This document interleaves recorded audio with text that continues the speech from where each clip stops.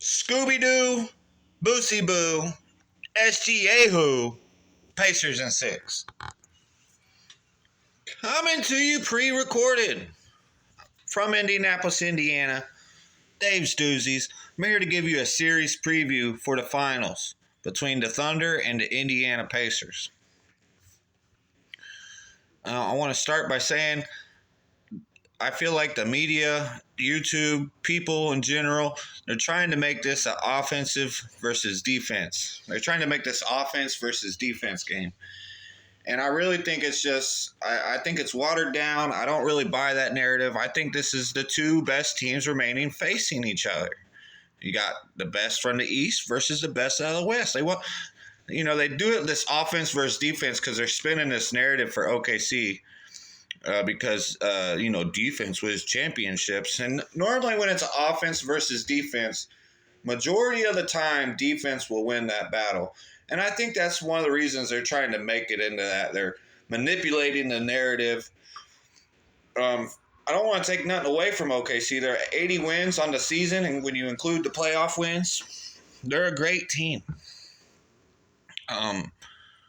But, so are the Pacers. And the Pacers got off I was going to talk about this a little later, but I'll go ahead and start since I'm already, the Pacers in the beginning of the season struggled. They was missing Nembhard, Nesmith, Ben Shepherd. All three of those guys were hurt in the beginning of the year when the Pacers were struggling. And those are most of our best defenders are all wings. You know what I mean? Like, basically our best defenders, Siakam's a good defender, Turner's a good defender, but they're center and power forward and shit. So I'm going to digress a little bit. I'll get back to that. We're going to circle back to that. I worked really hard on getting this information together. I think you guys are really going to appreciate this information and the work that I put into this, the effort. Okay? So let's get started.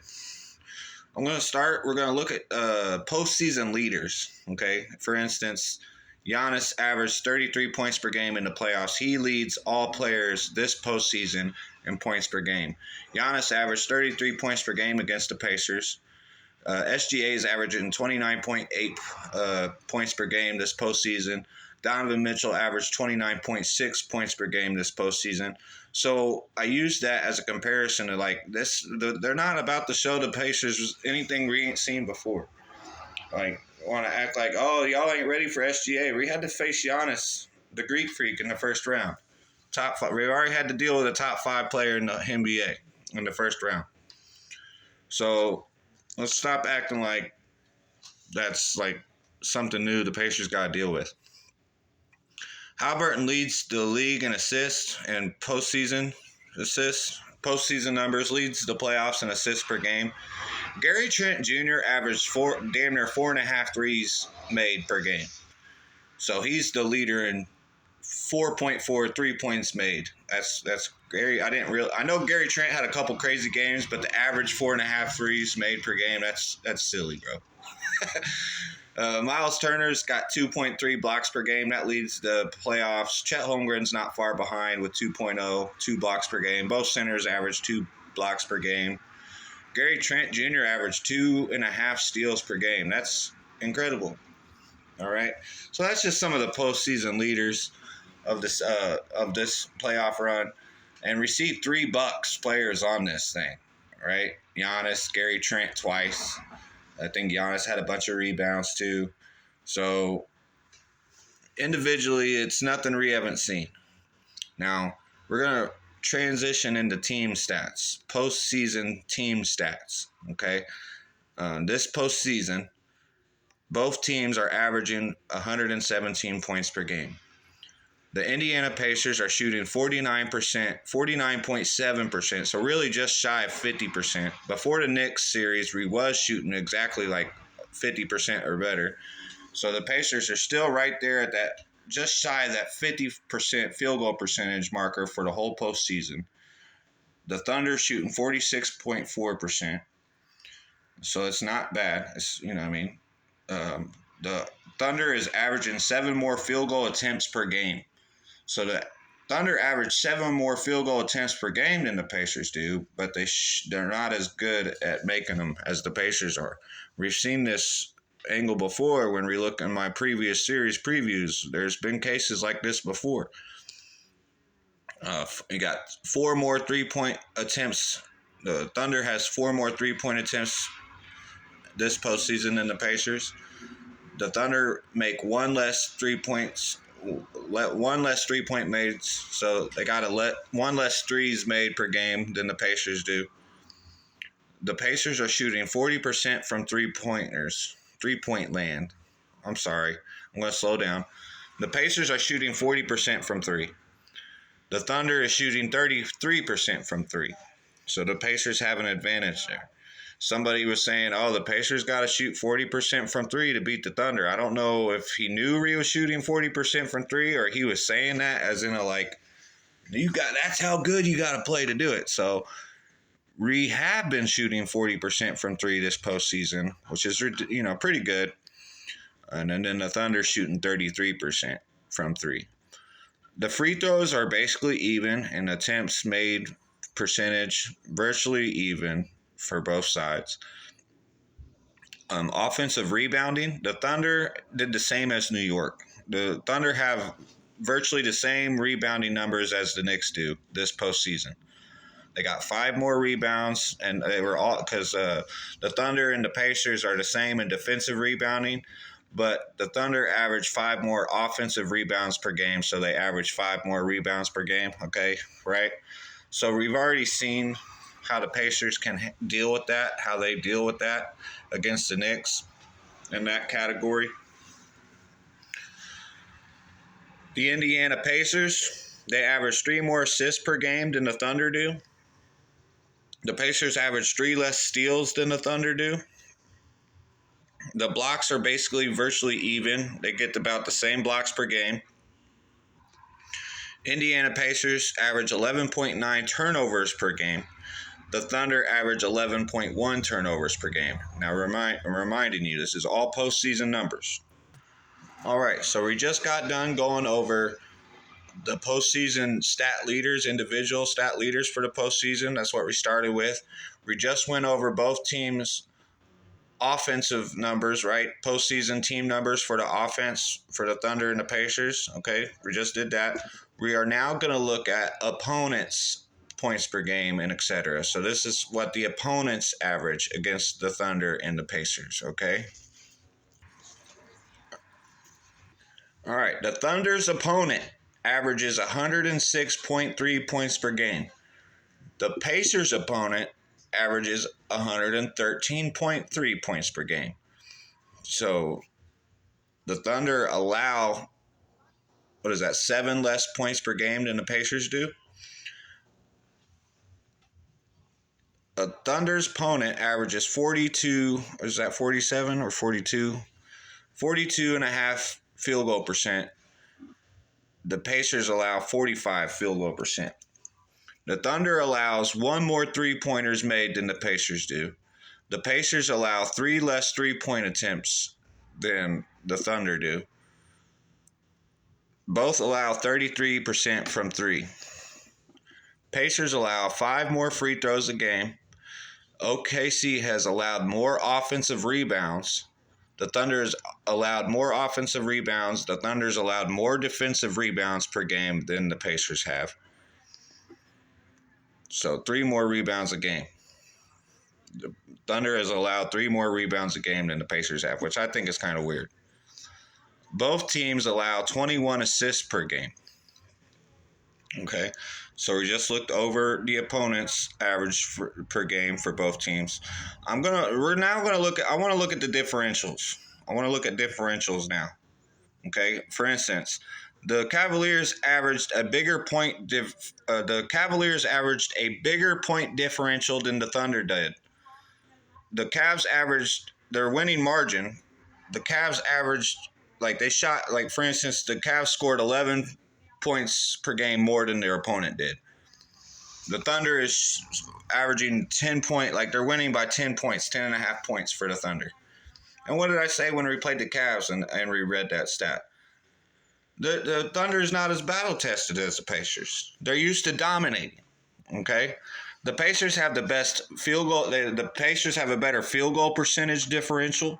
They have a better 3-point made differential, better 3-point percentage differential, a better free throw percentage differential, a better assist differential, a better turnover differential.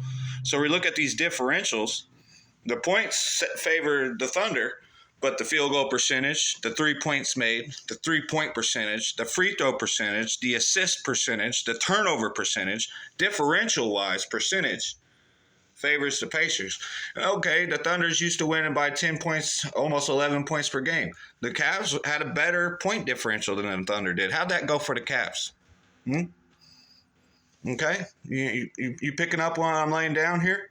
The Thunder is going to be battle tested. They're not going to roll over. They're not going to run over the Pacers. This is going to be competitive games. If the Thunder do win, it's going to be a lot like how Boston won in the Eastern Conference Finals last year against the Pacers, where even though they swept the Pacers, all those games were competitive and went down to the wire. The Thunder's not going to average beating the Pacers by more than 10 points per game. I'm here to tell you. All right. Now, don't worry. You may be thinking some things, and I'm pretty sure I'm going to get to it. All right.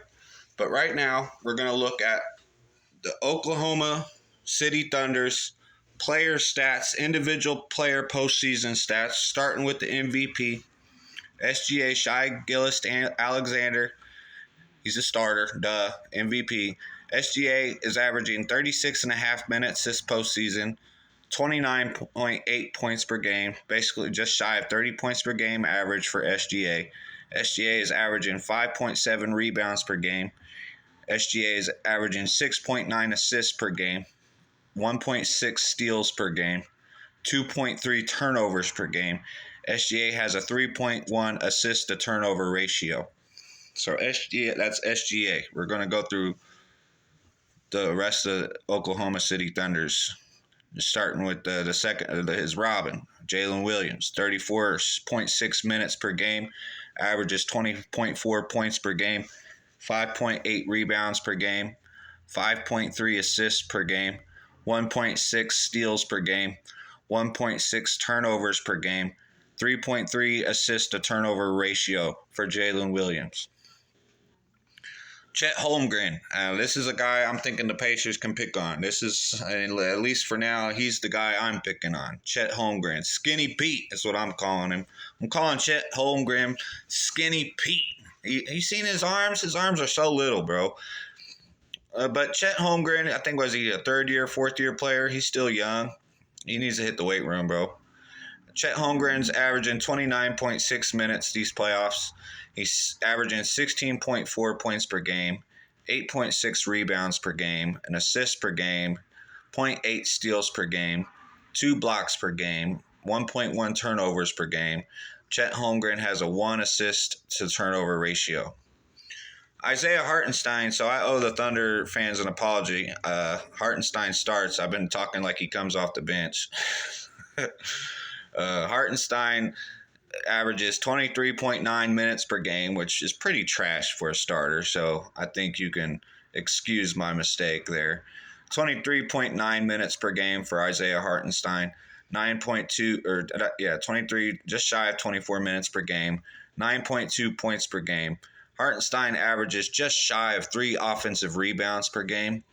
That's just pretty good. He averages 8 rebounds, just shy of 8 rebounds, 7.9. 2.2 assists for Hartenstein, 0.8 steals per game, 0.6 blocks per game. Hartenstein needs to get those block numbers up, bro. Hartenstein averages 1.3 turnovers per game. He has a 1.8 assist to turnover ratio, which really isn't too bad for a center. Alex Caruso, he is not a starter, but he could be. I wouldn't be surprised if he gets finessed into a lineup, starting lineup later in the series, but he's not a starter as of right now. I could cool my jets there. Alex Caruso averages 22 minutes per game. He's 8.8 points per game, so just shy of 9 points per game for Caruso. 2.3 rebounds per game, 2.5 assists per game. Alex Caruso leads the team in steals at 1.8 steals per game, 0.4 blocks per game, so not even a half a block per game. 0.7 turnovers. It's pretty good. So he has a 3.6 assist to turnover ratio, which I think is the best assist to turnover ratio on the team. Dort is the other starter for the Thunder. He averages 27 minutes per game, 7.8 points per game, just shy of 8 points per game for Dort, 3.6 rebounds per game, 0.9 assists, not even assists per game for Dort. He does average a steal per game, a turnover per game, has a 0.9 assist to turnover ratio. Aaron Wiggins only averages 13 and a half minutes per game, but he is getting 6 points per game in those 13 and a half minutes, which really isn't too bad. 2.4 rebounds per game, an assist per game, 0.4 steal, 0.3 block, 1.7 assist to turnover ratio for Aaron Wiggins, making the most out of his minutes. Cason Wallace. Now, I like Cason Wallace. He was on my fantasy team.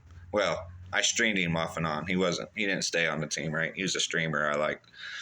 Cason Wallace is averaging 22 minutes in these playoffs, 5.4 points per game, 2.7 rebounds per game, 2.7 assists per game, 1.3 steals per game, 3.6 assist to turnover ratio for Cason Wallace, which is the same as Caruso's. So he got good guards out the bench. Cason Wallace is a beast. I like him.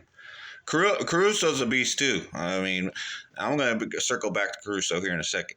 Isaiah Joe averages 10 minutes per game, 5.2 points per game, 1.6 rebounds per game, 2.6 assist to turnover ratio for Isaiah Joe. And I didn't realize he averaged so little minutes in these playoffs. He must have pissed somebody off. The second Jalen Williams, I didn't write down. Maybe I should have. He'll probably get extra playing time than he's accustomed to since he's a bigger body, and I don't think. I think we're gonna punk Chet Holmgren around. I think we're gonna push Chet Holmgren around. To be honest with you, and Alex Caruso been hurt all fucking season. All of a sudden, he's able to play all these postseason games at 22 minutes per game. Alex Caruso, I'm wrong. I'm bad. I ain't shit, but I'm not going to be surprised Alex Caruso gets hurt in these finals. And I'm surprised he ain't hurt yet. Not supposed to say shit like that, but I'm just saying, man. Every time, and during the regular season, every time I turned around, Alex Caruso was getting hurt. I don't like, but he was never gone. He was never gone for an extensive amount of time. Caruso is a great defender.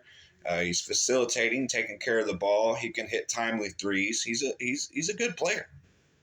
All these guys I just named for the Thunder are good players. So I give them I'm not taking them lightly. I just think the Pacers are better. So we're going to move on to the next thing. All right. So now we just did the Thunder's postseason numbers for each individual on the team. We are now going to talk about the Pacers' individual postseason stats. We're going to start with Pascal Siakam. He averages 33 minutes per game, 21.1 points per game. Siakam is our team leader in rebounds at 5.8 rebounds per game, and I'll be the first to admit that sucks. But we rebound as a team, okay? New York out-rebounded us last series, all series long. That didn't matter. So we do need to rebound better. We're going to have to bring our best, okay? We can't be lazy on the boards. But yeah, I didn't realize Siakam led the team in rebounding at 5.8. That's terrible. But 21 points per game, 2.9 assist to turnover ratio for Siakam. And we're going to get to the matchups here in a second. Tyrese Haliburton averages 35 minutes per game, 18.8 points per game, 5.7 rebounds per game. Haliburton's averaging almost 6 rebounds a game. That's pretty good for Haliburton. 9.8 assists per game. He's leading the playoffs in assists, just shy of 10 assists per game for Haliburton. 1.4 steals per game, 0.7 blocks per game, 1.9 turnovers per game. So still less than 2 turnovers per game. Haliburton has he has 5 assists to turnover ratio. So the best assist to turnover ratio in the league, in the playoffs, in the series. That's Tyrese Haliburton. Miles Turner, he averages 30 minutes per game in these postseason. 15 points per game for Miles Turner. His rebounding compared to the season has dropped off. We're going to need him to get that rebounding up to 6-7 rebounds per game. Right now, it's at that 4.9 rebounds, just shy of 5 rebounds per game for Miles Turner, which I could make some excuses for it. Some of it's justified, and then the other is you're going to have to beat Hartenstein and Holmgren for these rebounds, bro. So we got to get those rebounding numbers up, Miles. But other than that, Miles has had a good playoffs, averaging 15 points per game. We got, 2.3 blocks per game. His assist-to-turnover ratio is not even 1. It's 0.9. So we need Miles to take care of the ball. It was probably that game he had 4 or 5 turnovers in. But we need to get that assist-to-turnover ratio up, those reboundings up, Miles. But other than that, we're happy with what he's doing. He's actually had a good playoff run for the most part. And he held his own against Karl-Anthony Towns. And that was probably his worst series this whole playoffs, and he still held his own. I mean, Karl-Anthony Towns is a better guy, better player. But Miles Turner, his heart and his resiliency and his clutch, his leadership, overall, I think Miles Turner held his own, and that's why we won the series. Aaron Nesmith averages 28 minutes per game, 14 points per game, 5.6 rebounds per game. Averages just shy of us 1 steal per game, 0.8 blocks per game, 1.5 assists to turnover ratio for Aaron Nesmith. Now, Aaron Nesmith, we got to keep an eye on his ankle. He hurt his ankle. He's our probably our best primary defender. He's going to be somebody that if we can get him healthy and going, he's going to be doing a lot of his guarding on SGA. And so we're going to keep an eye on that, see how his ankle comes out. I think he's going to be fine, to be honest. We don't play until Thursday. Aaron Nesmith is going to rehab that ankle. It's going to feel better than how it's felt the last couple games. And we're going to just have to play it by ear. We're going to have to wait and see. But I think he's going to be fine. Andrew Nembhard, 33 minutes averaging in the playoffs. Andrew Nembhard is averaging 12.8 points per game, 3.3 rebounds per game. Nembhard's averaging 5 assists per game. It's pretty good. 1.6 steals per game, so Nembhard can get himself some steals. So yeah, Nembhard can get steals. He has 3.2 assist to turnover ratio, 3.2 for Nembhard. So he's a solid player, man. He plays great. He plays defense, man. We're going to talk about that here in a second. Don't sleep on Andrew Nembhard. That's playoff Drew. That's playoff Andy right there, bro. And that covers the starting 5 for the Pacers.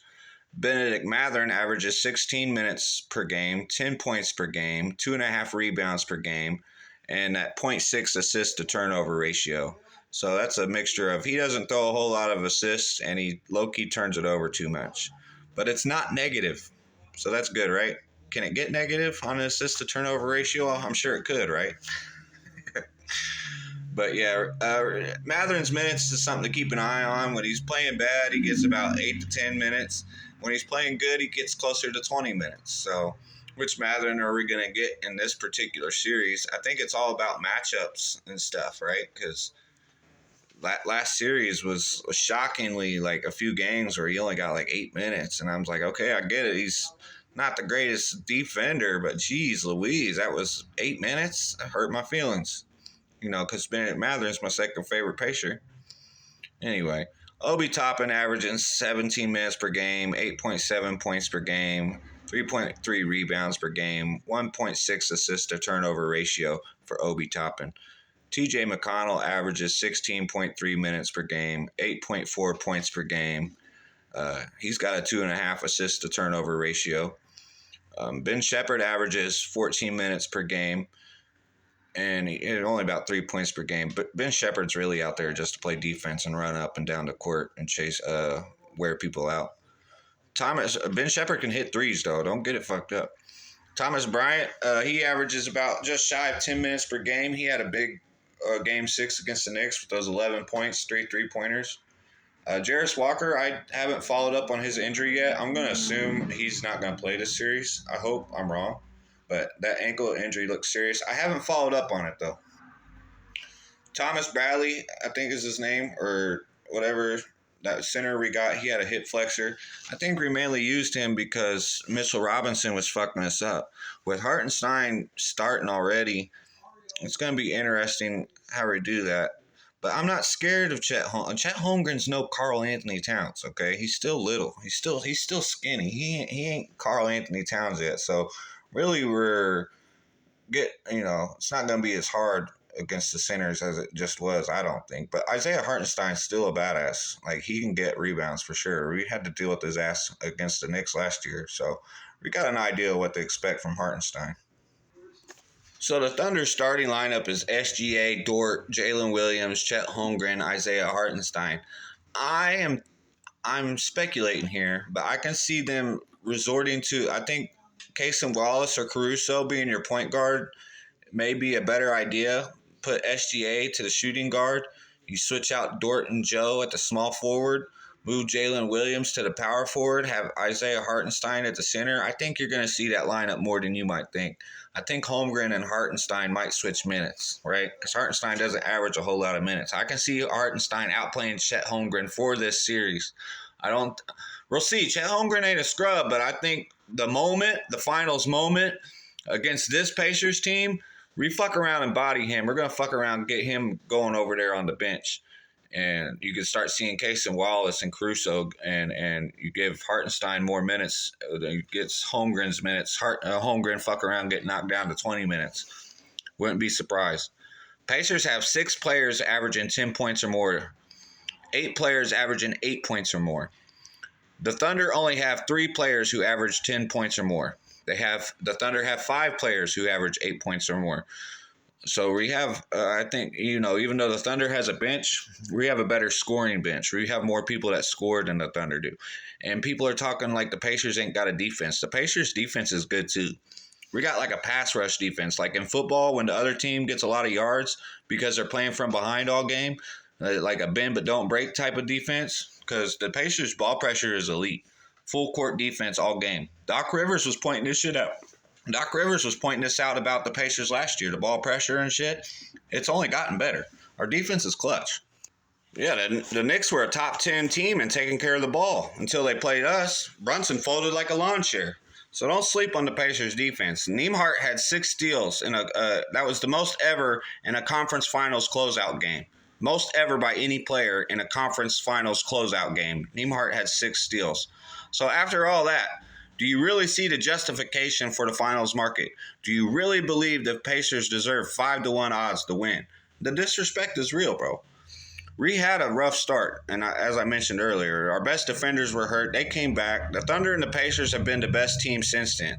The Pacers have a better playoff run. The Thunder got pushed to 7. The Oklahoma City Thunder got pushed to 7 games by a team who doesn't even have a coach. The Pacers have the best coach in the league. OKC's coach is Mark Duganval. I don't even know. Bro won Coach of the Year last year. I still can't say his name. Who the fuck is he? I'm supposed to be scared of this dude? This dude is 40 years old, man. He ain't no Brad Stevens. Mark Dragon Ball Z gonna get out-coached significantly this series. Rick Carlisle is a gardener. He waters and nurturing his plants. We are growing out of control. We're not even your precious Thunder can stop us. Planning belief, planning team chemistry, ball movement, replay the right way. What do the Pacers and Thunder have in common? They're deep and have a lot of players on the bench. How are they different? SGA and the Thunder represent the ball hog way, the superstar-centric way. The Pacers represent playing the game the right way. We pass the ball around. Did I mention Jalen Williams enough? Jalen Williams is a big deal. I used the comparison when the Pacers played the Lakers in 2000. You got to remember, we didn't know Kobe was like that yet. And we found out quick. So, cliche shit. Whoever takes care of the ball better is going to win the series. Rick Carlisle's the man. The NBA hates us so much, SGA is going to fuck around and win finals MVP even though the Pacers won. So, I was able to sneak all that shit in there. I appreciate you watching. It's going to be a great series. Scooby-Doo, Boosie Boo, SGA who? Pacers in 6.